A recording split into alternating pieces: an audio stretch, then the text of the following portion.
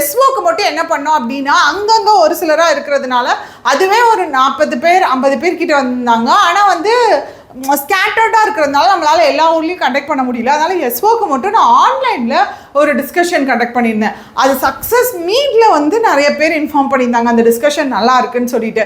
So இப்போது அதே மாதிரி எஸ்பிஐ பிஓக்கு என்ன பிளான் பண்ணியிருக்கேன்னா ஒரு ஃப்ரீயாக ஒரு கம்ப்ளீட் டிஸ்கஷன் நம்மளுக்கு எஸ்பிஐ பிஓக்கு கொஷின்ஸ் நீங்கள் இன்டர்வியூவில் வந்து எப்படி அப்ரோச் பண்ணலாம் அண்ட் எல்லா டவுட்ஸும் உங்களுக்கு வந்து ஜிடியாக இருக்கட்டும் எல்லாமே உங்களுக்கு கிளியர் பண்ணவங்களும் வந்து அங்கே கிளாஸ் வந்து உங்களுக்கு கண்டக்ட் பண்ணுவாங்க. அண்ட் பேனல் மெம்பர்ஸ் முக்கியமாக நிறைய இன்புட்ஸ் கொடுப்பாங்க.